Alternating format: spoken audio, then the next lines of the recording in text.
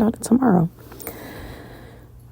There's a video this girl was like, when you walking into your job and you know that your coworkers don't like you, and then one of the coworkers says in the skit, you know he don't like you, and then she pulled out her paycheck stub and was like, I'm just trying to see if there's a tax deduction or anything affecting my coin from you all not liking me. And I was like laughing at it because it's kind of true. It's like, I don't really understand, but also you got to think when everybody thinks they're important or of value, they'll automatically assume that you not liking them or them not liking you is going to somehow impact you or make you feel some type of way when it doesn't.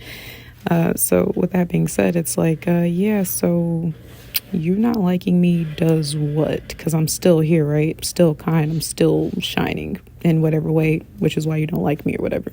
Because at the end of the day, if I've never done anything to you and I'm coming in here just minding my business, I don't say anything bad about you. I don't talk about you. I don't think anything about you. I don't even know your name.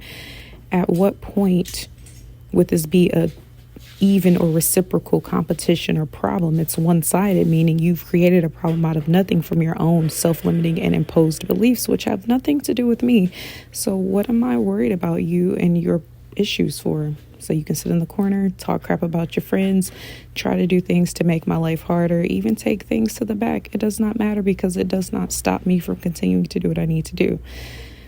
On another note, you'll also have men, and not all men, and then some girls who, and we go focus on the men real quick, who try to call you stuck up, call you prude, try to even call you bad names, try to say that you think you're better or you too much.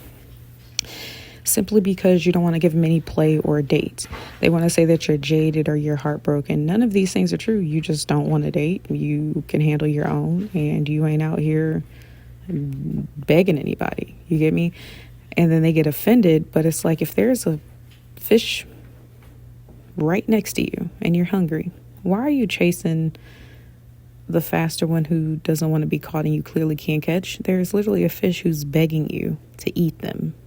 As in, of all these women who want the attention, for all these women who even have the walk of give me the attention, for all these women who want you to have them right now, why are you trying to go after the one who is literally letting you know they're not interested and they don't want you, and then talking crap about them when they stand their ground, when you have a whole sea of women behind you chasing after you?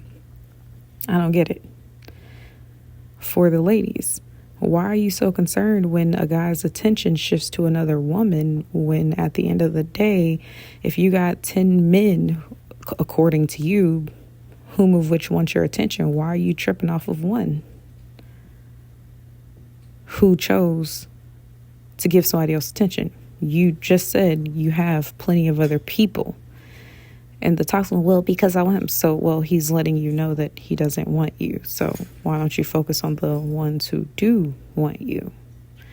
Or maybe stop bragging about it, especially if you have no intention to utilize them. It's like, what is this? It's like the king who sits on a seat of skulls and says that he doesn't have enough. Insatiable. So at what point would you feed into any of the rhetoric when this is the mentality of a lot of people these days? Just think about it. At what point would you care about somebody talking crap on the internet? The only power they have is to talk crap on the internet. Imagine being so unreachable by people that even when they decide to be little stalkers or creeps or bullies, that's all they can do is be a stalker, be a creep, or be a bully. The only power they have is to change their username online, find you online, try to proxy spam so that something show up in your feed, and that's all they can do. So who's in control here? Not them. You were quite literally controlling people down to driving them to change their usernames so that you can see it, and then put a snarky comment in there. And most of these people are adults. So who's in power? You are. So at what point would you worry about what a negative person has to say, what a hater has to say, when again, you controlling more of them? You're literally controlling these people's sanity. You out here making people look like straight fools. You were literally making grown people with degrees, houses, cars, jobs, all that success look like 3-year-old toddlers who need a timeout, and after that timeout, a nap.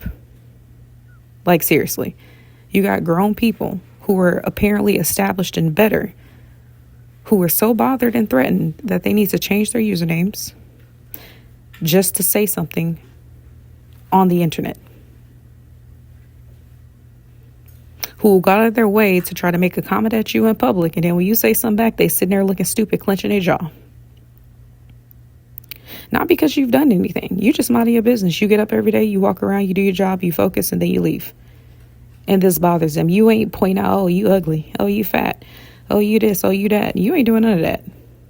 You literally minding your business. And you minding your business is driving grown-ass adults to do things like this. So who's in power? Let me remind you again. You'll have people who will sit back, smile on your face, and talk the most crap or make a backhanded compliment about you.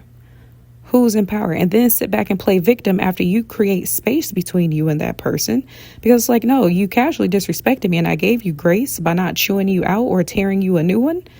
But I am going to show you exactly how I felt by that by putting up a boundary, and you will respect it. Now, you can continue to try to break the boundary down, but I'm just going to enforce it because that's what my job is to do. And then you're going to play victim and swear that you've done nothing wrong as if you didn't make a backhanded compliment or statement in general.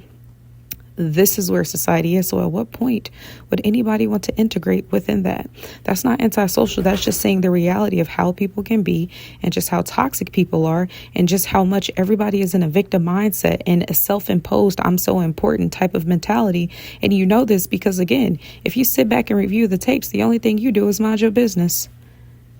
And this has a whole community in a frenzy, bothered. And you've done nothing, because if the logical person comes and says, so what did that person do to you? Did they offend you? And if so, what did they say? And then you repeat whatever it says. So they said something logical that you need to hear that is true of you, and you have a problem with it. So what, you don't like the truth, although you're like, oh, I love the truth, I need the truth. And then when you get it, you don't take it or you're offended by it. Emotions, emotional. See what happens when emotions are not regulated by the self and instead are just toxically enabled by social media, hyperconnectivity, and toxic friends who will not help you grow and are really just stunting your growth? Do you see how your emotions being uncontrolled create such a problem for you? Do better.